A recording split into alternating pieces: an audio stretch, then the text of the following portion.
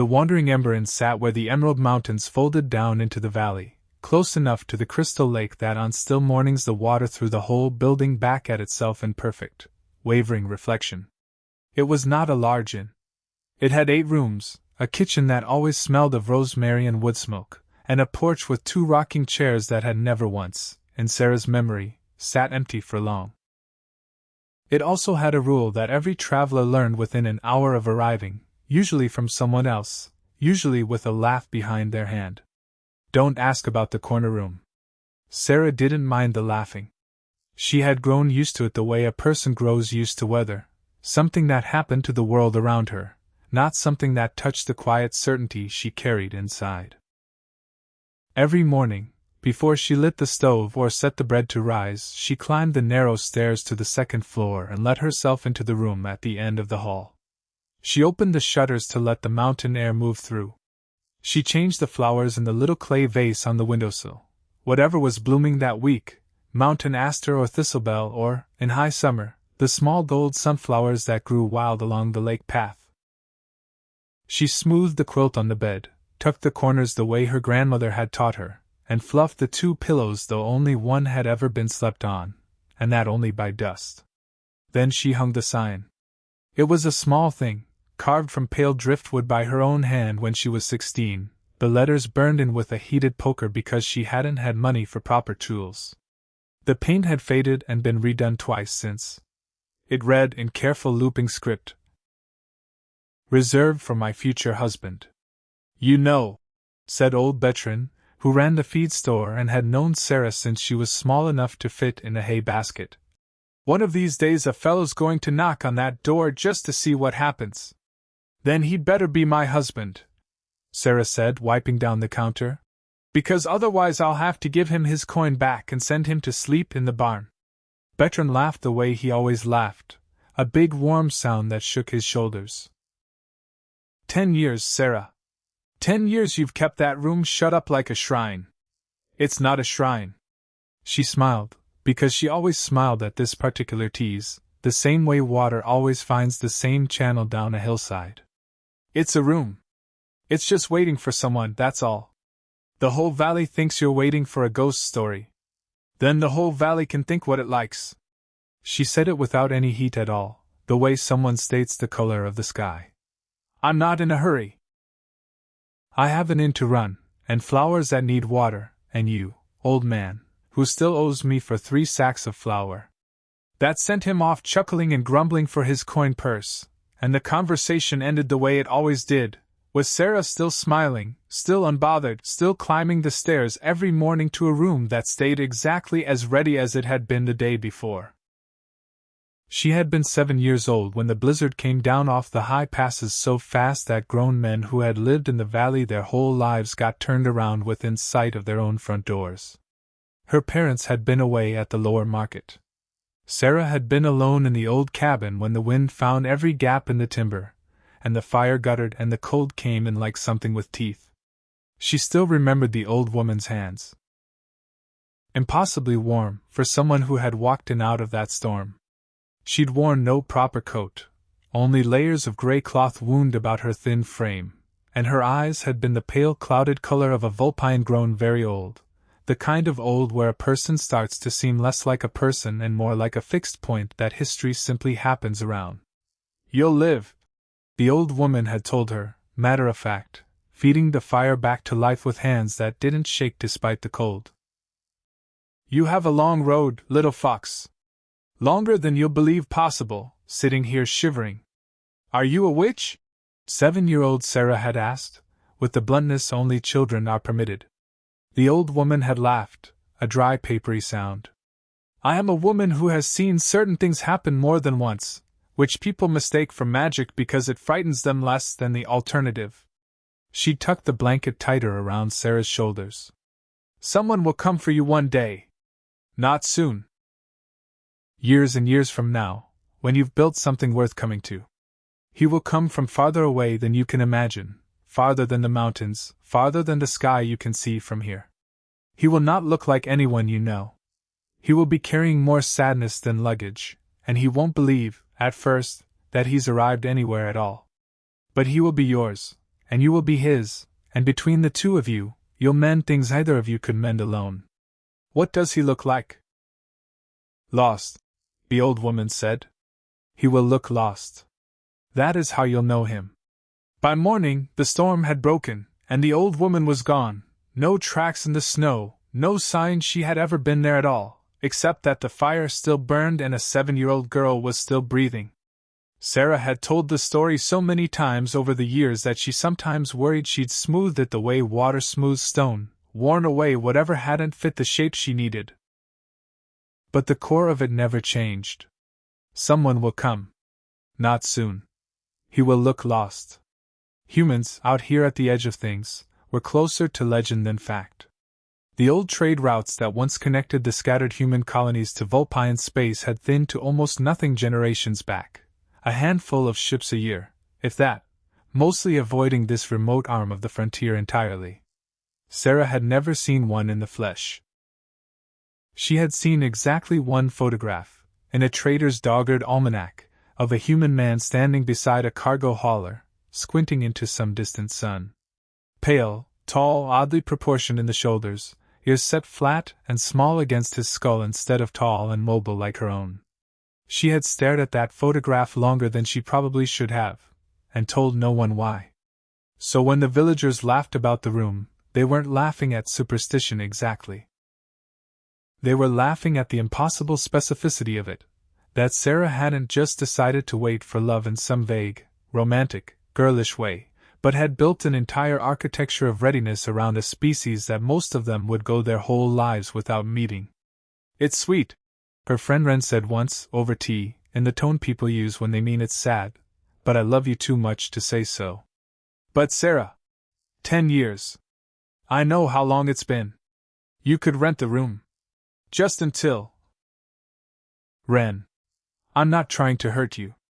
I know that too." Sarah had reached across the table and squeezed her friend's hand. "But some things you do because you believe them, and belief doesn't come with a schedule. I clean the room because it makes me happy to clean it. I keep the flowers fresh because I like fresh flowers. If no one ever comes, I will have spent 10 years, then 20, then 30 keeping one room beautiful for no reason but my own peace. That isn't so terrible a way to live." She meant it, mostly. There were nights, she would not have admitted this to Wren, or to anyone, when the mostly frayed at the edges. Nights when the inn was full of laughing travelers and warm lantern light, and she stood in the doorway of the corner room and felt, for just a moment, the particular loneliness of a person who has organized her whole life around a door that never opens. But morning always came, and with it the bread to bake, and the ledgers to balance, and the flowers that needed changing, and the frayed edge tucked itself back in, and Sarah went on. She had no way of knowing that 4 systems away, in the belly of a dying freighter, a broken man was about to fly directly into the worst storm of his life, and that the storm would end, as storms sometimes do, at her door. Ethan Voss had not meant to end up on the frontier. He had meant, 6 years ago, to fly a short supply run between 2 mid-belt colonies, come home, and take his daughter to the harvest festival she'd been talking about for weeks. He had meant to grow old in the ordinary way, boring and unremarkable, surrounded by a family that loved him and a life that fit him the way worn boots fit a familiar foot. He had not meant for a reactor fault on a Transport 3 systems over to turn a routine colonial shuttle into a fireball before it ever reached the ground. He had not meant to be the one who got the call. He had not meant to spend the next 6 years running cargo through every forgotten corner of explored space, because a moving ship was easier to live inside than a still house full of a wife's laughter and a daughter's drawings taped crooked to the refrigerator. Grief, he had learned, did not resolve. It relocated. It packed itself into the corners of a cargo hold and rode along, patient, uncomplaining, waiting for the moments, usually late at night, usually when the ship's hum dropped just low enough, to remind him it hadn't gone anywhere at all. He flew cheap routes for cheap money because the money was never really the point. The point was the motion. As long as the ship was moving, he was moving, and as long as he was moving, he didn't have to be anywhere long enough to feel the shape of the hole he was flying around. His ship, the Marlow's Rest, was 31 years old and held together with a stubbornness that bordered on spite. He'd bought her second-hand a decade back and kept her flying on a combination of scavenged parts, bartered favors, and his own 2 hands, which had gotten better at engine work than he'd ever wanted them to. The storm that finally caught up with him rolled in over the edge of Vulpine space with no warning any of his instruments gave him credit for. One moment the sky ahead was clear starlight. The next, ionized weather cells were lighting up his sensors like a switchboard, and the Marlowe was bucking under turbulence she had no business surviving. "Come on, old girl," he muttered, hands white-knuckled on the yoke. "Not tonight. Anywhere but tonight." The engine had other ideas. Something deep in the aft compression coil let go with a shudder he felt in his teeth, and half his console went from green to amber to a red. He didn't have a system left to fix mid-flight. He was losing altitude over unfamiliar terrain, mountains rising dark and jagged below him, and for one long, strange, almost peaceful second, he thought maybe this is how it ends, and maybe that's all right. Then some older, stubborner part of him, the part that had once promised a 6-year-old girl he'd always come home, took over his hands, and he wrestled the dying ship down through the storm toward the only flat ground he could find, a long scraped field at the edge of a lake he had no name for, in a valley he'd never see on any chart. The landing was ugly. It was also, against every reasonable expectation, survivable. Ethan sat for a long moment in the smoking cockpit, rain hammering the hull, systems dark around him, and laughed. A short, disbelieving sound with no humor in it at all. "Guess we're stopping here, then." He gathered what he could carry. A single bag, mostly tools and the few personal effects he hadn't been able to make himself sell over the years. A photograph gone soft at the corners.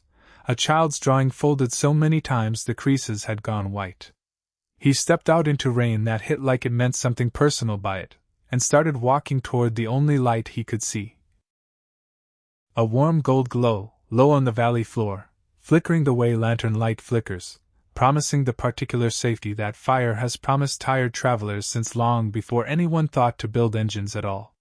By the time he reached the porch of the Wandering Ember Inn, he was soaked through, bleeding a little from a cut above his eyebrow he didn't remember getting, and so bone-tired that the world had gone a little unreal at the edges. The specific, floating exhaustion of a man who has been carrying grief so long he sometimes forgets it's a separate weight from his own body. He knocked. Waited. Knocked again. The door opened, and warm light spilled out around a woman who took one look at him and went very, very still. She was, he didn't have words ready for what she was. Small, delicate-boned, with fur the deep russet of autumn leaves that caught the lantern light like something lit from within. Her ears, tall and expressive, had gone straight up in surprise. Her tail, visible where her apron didn't quite cover it, had gone equally still. Her eyes were a warm amber, wide with a shock he was too tired to properly interpret. "You're..." She started, and stopped, and started again. "You're human. Last I checked." His voice came out rougher than he meant it to. "Sorry.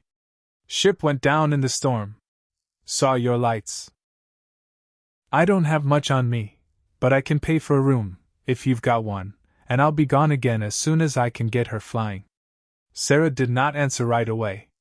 She was looking at him the way a person looks at something they had stopped, somewhere along the way, actually expecting to see, the particular vertigo of a promise finally being kept after so long that the keeping feels almost like a mistake. "He will look lost," the old woman's voice said, "from 10 years and 1,000 mornings away. That is how you'll know him." He looked, Sarah thought, like every kind of lost there was. Lost the way a man is lost when his ship goes down. Lost the way a man is lost when something older and heavier than any storm has been sitting on his chest for years. He stood on her porch dripping rainwater, one hand braced on the frame, and there was a hollowness behind his eyes that had nothing to do with the crash at all. "Ma'am," he said when she didn't move, "I really am sorry to trouble you this late. If you don't have a room, I understand. I can find shelter somewhere else." "No," Sarah said too quickly, and then, gathering herself, No, please, come in out of the rain. Let me look at that cut. She stepped back to let him through, and the moment his boot crossed her threshold, something in her chest loosened that she had not, until that exact instant, known was clenched at all. The common room was full. Genuinely, completely full, in a way that almost never happened outside of harvest season. A caravan of glassworkers had taken 4 rooms for the week, waiting out a supply delay. A pair of surveyors had another 2. An elderly couple traveling to visit grandchildren occupied the 5th, and the 6th had gone that very afternoon to a young Vulpine man cataloging wildflowers for some university 2 provinces over. 7 rooms full. 1 empty. Sarah sat Ethan by the fire, cleaned the cut above his eyebrow with a competence that spoke of long practice patching up travelers, and tried very hard not to stare at him the way she knew she was staring. Everything about him was strange to her eyes. The flatness of his ears, the stillness of features that had no tail or fur to telegraph feeling, the particular gray exhaustion in a face she was only beginning to learn how to read.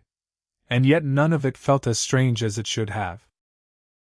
It felt, absurdly, like recognizing something. "I don't have a room for you," she admitted finally, wringing out the cloth. "Every bed's taken. I could set you up here by the fire, or in the hay barn if you'd rather have privacy." "Fire's fine," Ethan said, too tired to care much either way. "I've slept in worse." Sarah opened her mouth. Closed it. Opened it again. "It's just one night," she told herself. "Until someone else's room opens up. It doesn't have to mean anything." "There is one room," she said slowly. "But I should warn you, it's not really available. Not usually. I don't need anything fancy. It's not that." She twisted the cloth in her hands. It's a room I keep. For someone. It's a long story and a strange one, and I promise I'll explain if you want me to, but for tonight, if you don't mind an odd little superstition, you're welcome to it. Just for tonight. Until Master Ivan's room in room 7 opens up tomorrow." Something in Ethan's chest, worn thin by years of not expecting kindness from strangers, softened despite itself. "I don't mind odd superstitions," he said. "Long as the bed's real." "The bed is very real." She almost smiled. "Come on. I'll show you up." The stairs creaked the same familiar creak they always creaked. The hallway smelled of beeswax polish and, faintly, of the herbs Sarah dried along the rafters. At the end of the hall, the door with the small driftwood sign stood exactly as it always stood, and Sarah's hand hesitated on the handle for one long moment before she made herself open it. The room was small and clean and golden in the lamplight, a single window looking out over the dark shape of the mountains, a vase of mountain aster on the sill, a bed made up with a quilt so carefully tucked it looked untouched because it was. Ethan stood in the doorway and felt something in him go strangely quiet, the kind of quiet that comes over a person in a place that seems, for no reason he could name, to have been waiting for him specifically. "This is—" He didn't finish the sentence, because he didn't have the end of it. "It's just a room," Sarah said too fast, moving to straighten a pillow that didn't need straightening. "Please don't read anything into it. Sleep well. Breakfast is at dawn. Whenever you wake, there's no rush." She was gone before he could ask any of the questions crowding up behind his tongue. "Whose room is this? Why do your hands shake a little arranging the flowers? Why did you go so still on the porch when you saw me?" And he was left alone in a small gold room that smelled of mountain flowers, more tired than he had been in longer than he could remember, and for the first time in 6 years, he slept without dreaming of fire. Morning came clear and bright over the valley. The storm burned off entirely, sunlight glancing hard off the lake below the inn. Ethan woke slowly, disoriented by how well he'd slept, and lay for a moment simply looking at the ceiling, feeling the strange absence of the ache he usually woke to. Downstairs, the common room had already begun its quiet morning bustle. The glassworkers arguing good-naturedly over the last of the honeyed porridge, the elderly couple sharing a newspaper 2 days out of date, the wildflower cataloger sketching something in a battered notebook. And behind the counter, apron dusted with flour, stood Sarah, laughing at something old Bertrand had said. The whole room went quiet when Ethan came down the stairs. It was not subtle. Every head turned. The glassworkers stopped mid-argument. The wildflower cataloger's pencil froze above his page. Old Bertrand's mouth actually fell open. That's... One of the glassworkers started. He came out of... Someone else began. The corner room, Bertrand finished, in the hushed tone of a man watching a legend walk downstairs in scuffed boots and a borrowed shirt. Sarah felt her ears go flat with embarrassment before she'd even consciously decided to be embarrassed. It was only for one night, she said too loudly, to the room in general. Master Ivan's leaving today, there'll be a proper room free by this evening. 10 years, Bertrand said to no one, wonderingly. 10 years, and a human walks out of that door the very night his ship goes down in the valley. Coincidence, Sarah said. Prophecy, Bertrand said, at the exact same moment, and the two words landed in the room like opposing weather fronts. Ethan, standing awkwardly on the last step, understood roughly none of what was happening except that he was, very suddenly, the center of considerably more attention than a stranded pilot had any right to expect. Did I do something? He asked Sarah quietly, once he'd made it to the counter and the room had returned, reluctantly, to its own business, though not without a great deal of whispering. No, Sarah said. You didn't do anything. I told you it was a long story. I'll explain it properly, I promise. For now, please eat something. You look like you haven't had a proper meal in longer than I'd like to think about. She set a plate in front of him before he could argue. Flatbread, honeyed porridge, thick slices of some dried fruit he didn't recognize, and the simple, unglamorous act of someone else making sure he was fed nearly undid him in a way the crash hadn't managed. Thank you, he said, and meant it more than the two small words could carry. You're welcome. Sarah hesitated, then added, quieter, just for him. For the room, too. I know it must have seemed strange, the way I hesitated. I'll tell you the whole story tonight if you're still here. It's silly, mostly. Village foolishness. I don't think you think it's silly, Ethan said before he could stop himself, and watched her ears do something complicated, half flattening, half perking, an expression he had no framework yet to read but which he would, in time, come to recognize as the particular look Sarah wore whenever someone saw a little further into her than she'd meant to let them. No, she admitted. I suppose I don't. The Marlowe's Rest was, upon inspection, in worse shape than Ethan had let himself believe during the panic of the crash. The aft compression coil hadn't just failed, it had failed catastrophically, taking a chunk of the secondary power routing with it, and the landing gear on the port side had buckled hard enough that the whole undercarriage would need rebuilding before she'd fly true again. How long? Sarah asked, standing at the edge of the scraped field where the freighter sat listing slightly to one side, looking, Ethan thought, exactly as tired as he felt. Weeks, he admitted, running a hand through hair still damp from the morning's inspection. Maybe longer, depending on what parts one can scrounge. This is about as far from a proper shipyard as a ship can get. There's a trader who comes through with salvage parts every couple weeks. Sarah offered. Then. He's not always reliable, but he's not always unreliable either, if that helps. At this point I'll take unreliable maybe over nothing at all. Weeks turned out to mean weeks, in the specific and grinding way that meant, day by day, Ethan found himself with less ship to repair and more time to fill, and the inn, chaotic, warm, relentlessly occupied, had a way of filling time whether a person meant to let it or not. He mended the fence along the eastern pasture because he noticed it sagging and didn't know how to sit idle while something needed fixing. He helped haul water when the well pump stuttered. He learned, with clumsy hands that had spent decades on engine parts and none at all on dough, to knead bread beside Sarah in the kitchen, and burn the first 3 loaves so thoroughly that Sarah laughed until she had to sit down, and he found, to his own surprise, that he didn't mind being laughed at, not by her. You're determined, she told him, one afternoon, watching him wrestle a fence post back into true. Most travelers who get stuck here complain the whole time about the delay. Not much good complaining does an engine. He drove the post home with a final blow. Besides, I don't mind the work. Gives my hands something to do besides. He stopped. Besides? Nothing. He picked up the mallet again, though the post was already set. Just nothing. Old habit. Sarah didn't push.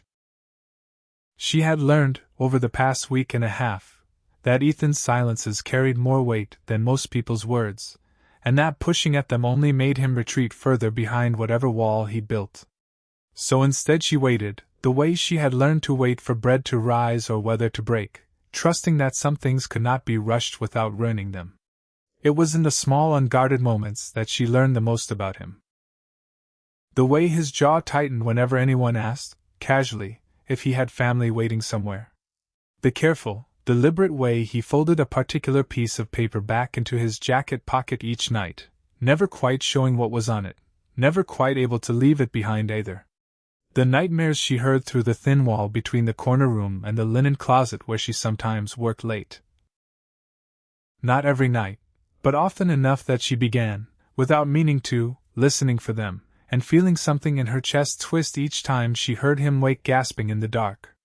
"You don't have to tell me," she said to him one evening, the two of them sitting on the porch steps after the last of the travelers had gone up to bed, the lake gone silver-black under a rising moon.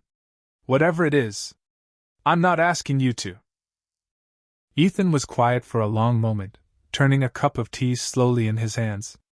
"I had a family," he said finally, so quietly she almost missed it under the sound of the crickets. "A wife. A daughter. 6 years back, there was an accident, a shuttle, a reactor fault, nothing anyone could have stopped. Everyone told me that afterward, over and over, like it would help. It didn't help." He stared out at the dark water. "I've been flying ever since. Not going anywhere in particular. Just moving.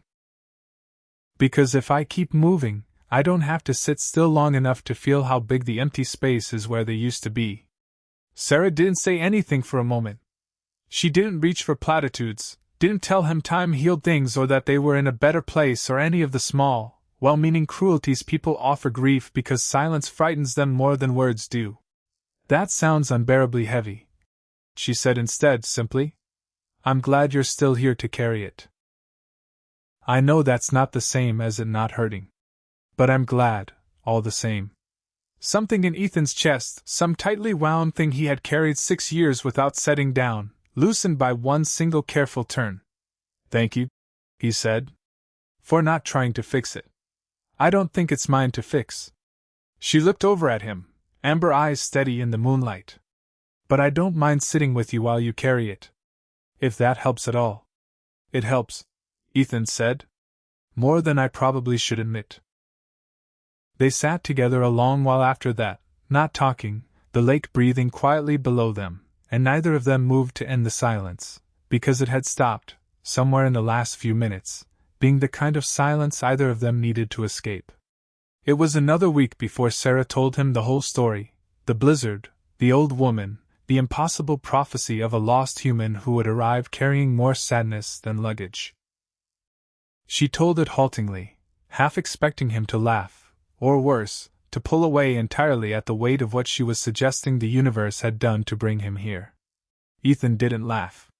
He sat very still on the porch steps, listening, and when she finished, he was quiet for long enough that she started to wish she'd said nothing at all. "You've kept that room ready for 10 years, he said finally. "Based on something an old woman told you when you were 7. I know how it sounds." "I didn't say it sounded foolish." He turned to look at her properly. "I've flown to a dozen systems trying to outrun my own life, Sarah. I've told myself 100 different reasons why I keep moving instead of stopping. Maybe fate had a hand in a compression coil failing at exactly the wrong moment over exactly this valley. Maybe it didn't. I don't know how to feel about prophecies. But I know that the first night's sleep I've had without nightmares in 6 years happened in that room. Make of that whatever you like." Sarah's ears lifted, hope flickering behind her eyes despite every effort to keep it contained. I'm not asking you to believe in a fairy tale, she said carefully. I know you have a life somewhere else. A ship to repair. Places you were going before the storm found you. I don't know that I do, though, Ethan said, surprising himself with the honesty of it. Have places I'm going, I mean. I've been running for 6 years without a destination. Maybe that's the part of the prophecy nobody predicted. Not that some cosmic hand steered me here, just that I finally ran out of anywhere else to run to. That's not nothing, Sarah said softly. No, Ethan agreed. I don't think it is. They didn't kiss that night. It wasn't that kind of moment. It was quieter than that, more foundational, the kind of moment two people build a house on rather than a single dramatic beam. But something between them had shifted, settled into a shape it hadn't held before, and both of them felt it, and neither of them said so, and that was all right, because some things need time to be said out loud, and they had, for the moment, nothing but time. The weeks that followed had a golden, unhurried quality that neither of them examined too closely, for fear of breaking whatever fragile magic held it together.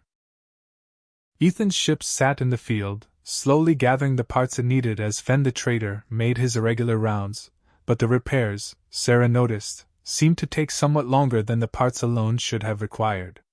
They walked the forest paths together in the long golden evenings, Sarah pointing out which mushrooms were safe and which would make a person see colors that didn't exist, Ethan learning the names of birds he never had cause to learn before.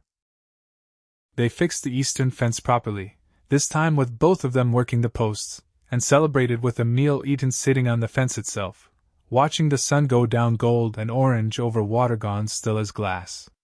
You're smiling, Sarah observed, one such evening, nudging his shoulder with her own. Didn't realize I still knew how. You knew how before. I've seen you smile at the glassworker's terrible jokes. That's different. He looked down at his hands, calloused now in new places from weeks of unfamiliar labor. This is, I don't know how to explain it. Like the smiling doesn't have a debt attached. Like it's not something I have to pay for later, in one of those nights where the ceiling won't stop reminding me of everything I've lost. Do you still have those nights? Fewer, he admitted. Not gone. I don't think grief ever really goes, not all the way. But it's quieter here. Like it finally found somewhere to sit down instead of following me around the ship at all hours. Sarah considered this, watching the last of the light go copper over the lake. My grandmother used to say grief is a guest who never quite leaves, but a good house teaches it manners. She smiled faintly. I always thought that was a strange thing to say about grief. I understand it a little better now. Is that what this is? Ethan asked. A good house? I'd like to think so. She glanced at him sideways, something soft and uncertain in her expression. Is it working? Teaching your grief its manners? Slowly, Ethan said. But yes. I think it might be. He reached over, without entirely deciding to, and took her hand where it rested on the fence rail between them. Her fingers were smaller than his, warm despite the cooling evening air, and she didn't pull away.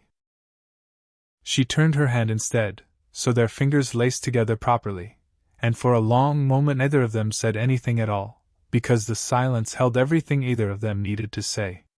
Sarah, he said eventually, low. Yes? I don't know what I believe about prophecies.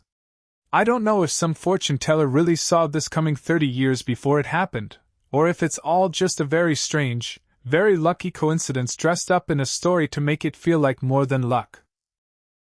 He turned to look at her fully, the last of the sunset catching gold in her fur, warm in her eyes. But I know I haven't wanted to keep moving in weeks. I know that's new, and it scares me a little, how much I don't want it to end. I haven't let myself want to stay anywhere since I lost them. I don't entirely know what to do with wanting it now. You don't have to know what to do with it, Sarah said softly. You just have to let yourself want it. The rest tends to sort itself out, given time. He leaned in, slow enough that she had every chance to pull away if she wanted to, and she didn't want to, not even slightly, and when their lips finally met it was gentle and unhurried, tasting faintly of the honey tea they'd shared that evening, warm as the last of the light dying gold over the lake. When they parted, Sarah's ears had gone entirely soft and low with feeling, and Ethan found, for the first time in longer than he could clearly remember, that the ache behind his ribs had eased into something that felt, astonishingly, like hope. The carriage arrived on a gray morning 10 days later, drawn by 2 matched storm horses and bearing on its door the crest of a house Sarah did not recognize, though something in the shape of it tugged uneasily at a memory she couldn't quite place. The man who stepped down from it was tall, silver-furred, dressed in clothes too fine for the mud of the inn-yard, with the particular bearing of someone who had never once in his life had to wait for anything. He introduced himself as Lord Corvinal Ashbourne, an emissary of the Vulpine Crown's inheritance registry, and asked, with careful formality, to speak with Sarah alone. "Whatever business you have, you may say in front of Ethan," Sarah said, standing very straight behind her own counter, some old instinct telling her this conversation would need every ounce of steadiness she could gather.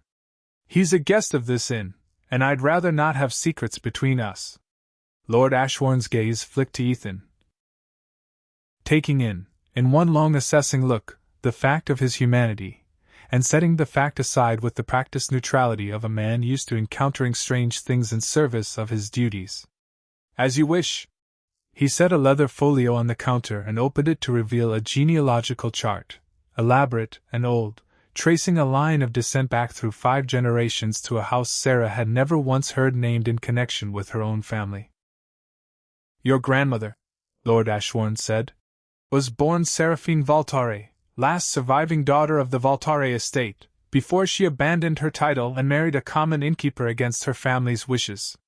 The Valtare line was believed extinguished when the last acknowledged heir, your grandmother's brother, died without issue 11 years ago. Recent registry audits uncovered your grandmother's marriage records and yours. You, Sarah, are the last documented descendant of House Valtare. Which means the estate, considerable landholdings, a manor house, and yes, this valley, including the ground this inn stands upon, is, by law, yours to claim." Sarah's ears had gone flat somewhere in the middle of that speech. "I don't understand. My grandmother never spoke of any of this. She wouldn't have. She renounced the name deliberately, and thoroughly, and I imagine she meant for it to stay renounced." Lord Ashbourne's expression, for just a moment, softened into something almost sympathetic. "But the law does not forget so easily as people do. The estate cannot remain unclaimed forever. Crown law requires resolution within 1 generation of the last acknowledged heir's death, and that window closes at the end of this month. There is, however, a condition attached to your claim, one written into the original Valtare Charter 3 centuries ago, which I am obligated to inform you of in full." "What condition?" "The heir must be wed, within the claiming period, to a noble of registered lineage, in order to formally reintegrate the estate into the Crown's peerage structure. Without a qualifying marriage completed before the month's end, the claim lapses, and the estate, including this inn, and the land beneath it, reverts to Crown seizure." He said it without any particular cruelty, the flat recitation of a man reading law rather than delivering a verdict, but the words landed in Sarah's chest like stones all the same. "And if I refuse to marry?" "Then you lose the inn," Lord Ashbourne said simply, "along with any legal claim to this land at all. I am told the Crown intends to lease the valley to mining concerns should the estate revert. I am sorry to be the one to bring you news of this shape. I am, myself, unmarried and unencumbered, and registered nobility. Should you wish to discuss the matter of eligible partners, I do not say this to press my own suit upon you, only to note that the registry can provide a list of qualifying candidates, should you require one." Sarah stood very still, one hand braced on the counter, the whole shape of her life rearranging itself around a single impossible deadline. Beside her, she felt Ethan go equally still, the particular tension of a man who has just watched the ground shift under someone he cares for and doesn't yet know how to help. "I need time to think," she said finally. "You have until the end of the month," Lord Ashbourne said, not unkindly. "I will return then for your answer." He inclined his head, gathered his folio, and left as formally as he had arrived, the carriage rattling away down the valley road while Sarah stood behind her counter feeling, for the first time in 10 years, entirely uncertain of the ground beneath her feet. Sarah did not tell Ethan, in the days that followed, how deeply the ultimatum had shaken her. She smiled through breakfast service, laughed at Bertrand's jokes, kept the flowers fresh in every room including, out of habit more than belief now, the corner room at the end of the hall. But late at night, alone with her ledgers, she began, quietly and without telling anyone, to make arrangements. She wrote to Wren, asking if her friend might be able to take on the inn's regular travelers should ownership change hands. She catalogued the inn's assets, the guest accounts, the small savings tucked away for hard winters, working out how to leave things as settled as possible for whoever came after her. She began, in small careful increments, to say goodbye to a life she had built with her own 2 hands since she was old enough to hold a broom. She did not tell Ethan, because she had already decided, in the sleepless small hours of several nights running, what she meant to do. And she could not bear to tell him while some part of her still hoped he might argue her out of it. The logic, once she'd settled on it, felt simple and clean and terribly lonely all at once. Ethan had a ship to repair. He had, whatever tenderness had grown between them these past weeks, an entire galaxy of possibility waiting for him once the Marlowe's rest flew again, colonies and stations and perhaps someday, some quieter grief-healed version of the family life he'd lost. She would not chain a man who had already lost everything once to an inn about to be seized by a crown he owed no loyalty to, over a prophecy that had, perhaps, simply been an old woman's kindness to a frightened child rather than any genuine glimpse of fate. Better, she told herself, to give up the inn cleanly. Better to let him fly on toward whatever future waited for him, unburdened by a decision made only because circumstance had cornered her. Better to keep the memory of this golden autumn intact and uncomplicated, rather than risk it souring into obligation or, worse, into a marriage entered only to save a building, with all the resentment such a bargain might eventually breed. She would tell him, she decided, once the paperwork was settled. Once there was nothing left to argue about. It would be kinder that way, kinder to give him a clean ending rather than a difficult choice. She did not consider, in all her careful late-night planning, that Ethan might have opinions of his own about being protected from a choice he would very much have wanted to make. It was Bertrand, in the end, who gave it away, not out of malice, but out of the particular carelessness of a man who has known someone since she was small enough to fit in a hay basket and assumes, wrongly, that everyone around him already knows what he knows. Terrible business, he said to Ethan, over a mug of cider at the feed store, 3 days before the noble's deadline. Sarah giving up the inn like that.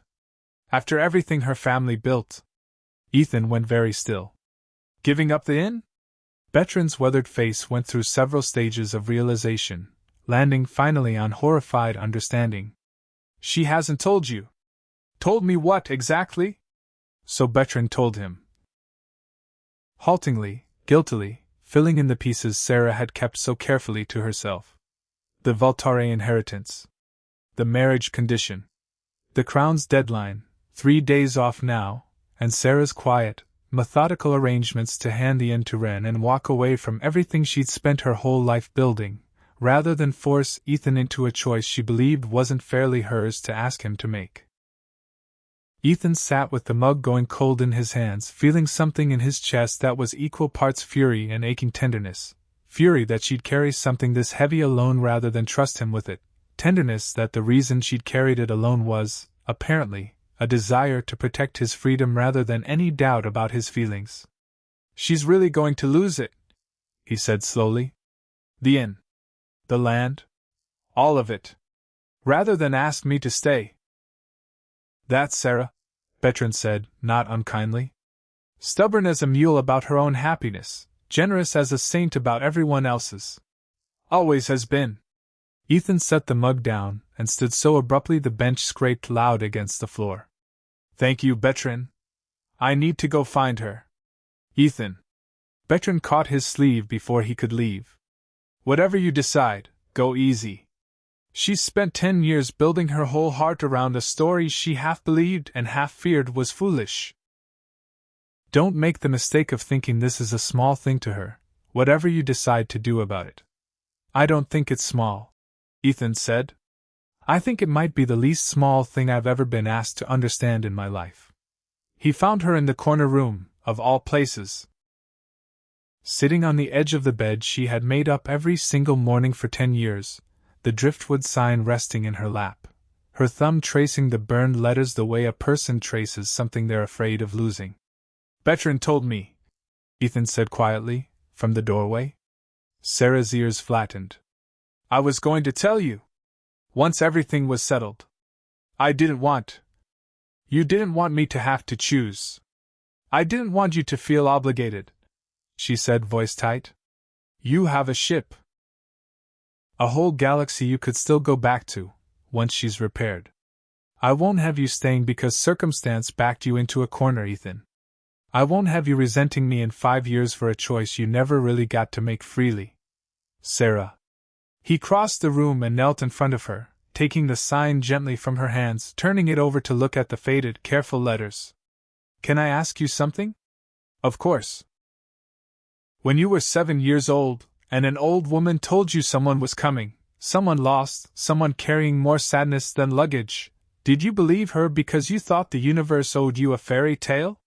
No, Sarah said, surprised by the question. I believed her because it was the only kind thing anyone had said to me in the middle of the worst night of my life, and I think some part of me decided, right then, that I would rather spend my whole life hoping for something good than spend it believing nothing good was coming at all. The room was never really about the prophecy, Ethan. It was about. She stopped, throat tight. It was about refusing to stop hoping. Even when everyone around me thought hoping had made me foolish. That's not foolish, Ethan said, low and rough. That might be the least foolish thing I've ever heard in my life. I ran for 6 years, Sarah. 6 years of telling myself that moving was the same thing as living, because stopping meant feeling the whole size of what I'd lost. You spent 10 years standing still, keeping a door open for a hope you had no proof would ever walk through it. I don't think those are as different as they sound. I think we were both waiting to arrive somewhere. I just didn't know I'd already gotten there until a woman with kind eyes and an absurd wooden sign let a stranger sleep in her prayer of a room, one storm-soaked night. Sarah's eyes had gone bright with tears she was fighting not to let fall. Ethan. I'm not staying because a prophecy says I should, he said.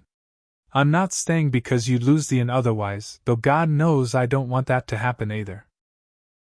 I'm staying because somewhere in the last 6 weeks, without ever deciding to, I stopped wanting to be anywhere that wasn't wherever you are. That's not obligation, Sarah. That's just what it feels like, I think, when a person finally stops running and realizes they've been heading towards something the whole time, even when it didn't feel like arriving. You'd be giving up so much, she whispered. Your ship. Your freedom. Whatever life you might have built somewhere else. I gave that life up 6 years ago, in a fireball 3 systems over, whether I wanted to admit it or not. His hands found hers, steady despite the tremor in his voice. I've been carrying an empty house around in a cargo hold for 6 years, Sarah. You offered me a full one. I'm not walking away from that because it's inconvenient timing. The village gathered on the last morning of the month the way villages gather for anything momentous. Half out of genuine concern, half out of the simple human appetite for witnessing history, gossip transformed at last into fact. Lord Ashbourne's carriage rolled to a stop in the inn-yard precisely at midday, as promised. He stepped down with his folio, his formal bearing, his air of a man simply here to complete an obligation, and found the entire village assembled in a loose half-circle around the porch. Bertrand, Wren, the glassworkers who had stayed on longer than their supply delay strictly required, half the valley's farmers and craftsmen, all of them silent, all of them watching. Sarah stood on the porch steps, hands folded, chin lifted, the driftwood sign nowhere in sight for the first time in 10 years. Lady Voltaire, Lord Ashbourne began formally. I am here to receive your answer regarding the estate's claiming condition. Have you selected a qualifying partner from the registry? No, Sarah said. I haven't. A murmur ran through the gathered crowd. Wren's hand flew to her mouth. Then I am obligated to inform you that the estate reverts. I haven't selected a partner from your registry. Sarah continued, steady despite the tremor she was fighting to keep from her voice. Because I already have one, and he isn't on it. Ethan stepped out of the doorway behind her, dressed in the best clothes the village tailor could assemble on short notice, looking somehow both entirely out of place and exactly where he belonged. My understanding of your charter, Ethan said, addressing Lord Ashbourne directly, is that it requires marriage to a noble of registered lineage. I'd like to formally request whatever process is required to have my own status considered. I'm told humans, where I come from, don't traditionally carry titles the way Vulpine nobility does. But I've also been told that certain older frontier charters include provisions for exceptional circumstance, particularly regarding unions crossing recognized species lines, given how rare such unions have historically been. He produced a folded document of his own, one he'd spent the last 3 days writing to the provincial registry office and back to secure, with help from the wildflower cataloger's university connections and no small amount of Bertrand's gruff advocacy on his behalf. I believe this qualifies as sufficient legal precedent. Lord Ashbourne took the document, scanned it, and something that might almost have been the beginning of a smile touched the corner of his mouth. The Cross-Species Union Exception, Frontier Charter Amendment, Clause 12. He read aloud. Rarely invoked. Never, to my knowledge, actually tested. He looked up at Ethan, then at Sarah, then at the assembled village holding its collective breath. It appears, Lady Valtare, that the law does, in fact, provide for exactly this circumstance. Provided the union is entered freely, and witnessed properly, the estate's claiming condition may be satisfied. It would be entered freely, Ethan said, and turned to Sarah, ignoring the noble entirely now, ignoring the whole assembled village, seeing only her. Sarah, is the room still available? Sarah's eyes filled entirely, tears spilling over despite every effort to hold them back, though these were tears of an entirely different shape than any she'd cried in 10 years of waiting. It's been reserved for 10 years, she said, voice breaking on a laugh that was half a sob. I think it's about time someone finally moved in. Then I'm asking, Ethan said, taking both her hands in his, kneeling right there on the porch steps in front of the whole village, in front of Bertrand wiping his eyes with his sleeve and Wren clutching Sarah's own letter to her chest and the glassworkers who'd stayed on far past any reasonable excuse, all of them witnesses now to something none of them had quite believed could happen.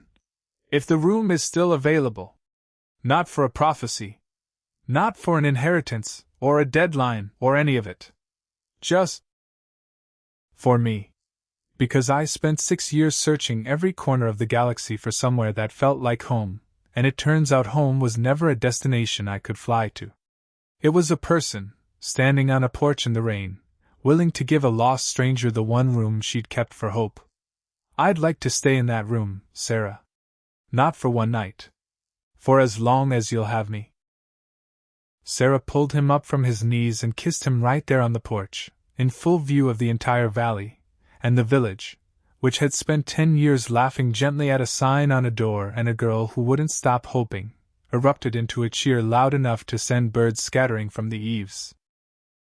They were married 3 weeks later, in the inn's own yard, under an arch of mountain aster and wild sunflowers that Sarah had grown herself, with Bertrand serving as witness and Wren standing beside Sarah in tears through the whole short, simple ceremony. The wildflower cataloger, it turned out, had some small skill with the fiddle, and the glassworkers, who had, in the end, delayed their departure by nearly 2 months entirely for the pleasure of seeing how the story ended, gifted the couple a set of hand-blown glass lanterns that caught the light in colors none of the villagers had names for. The Marlowe's Rest was repaired, eventually, with parts Fen the trader finally delivered on one of his more reliable rounds. She sat now in a covered shelter Ethan built beside the barn, flight-worthy again, kept in good order out of old habit and genuine affection rather than any present need. Because Ethan had made his peace, at last, with staying somewhere longer than a supply run required, and the Marlowe seemed content, in her rusted old way, to rest a while herself. The Voltari estate papers were formally filed, the inn and the valley secured against any future crown seizure, though Sarah insisted on almost no other change to the life she'd built. The inn stayed an inn, the rooms stayed full of ordinary travelers, the bread still burned occasionally when Ethan took his turn at the ovens, though considerably less often than it had those first clumsy weeks. And every morning, Sarah still climbed the narrow stairs to the corner room at the end of the hall. She still opened the shutters to let the mountain air move through. She still changed the flowers on the windowsill. Mountain aster, thistlebell, the small gold sunflowers of high summer, because some habits, once they've shaped a person's whole life, aren't meant to be abandoned just because their purpose has finally been fulfilled. But the sign on the door had changed. The old driftwood placard, 10 years faded and twice repainted, had been retired to a place of honor on the mantel downstairs, where travelers still asked about it, still smiled at the story, though the smiles now carried none of the old gentle pity, only a kind of wondering respect, the particular or reserved for stories that turn out, against every reasonable expectation, to be entirely true. In its place, carved by Ethan's own hands from a piece of driftwood he'd found along the lake shore, hung a new sign, smaller, simpler, requiring no elaborate explanation at all. Occupied, it read.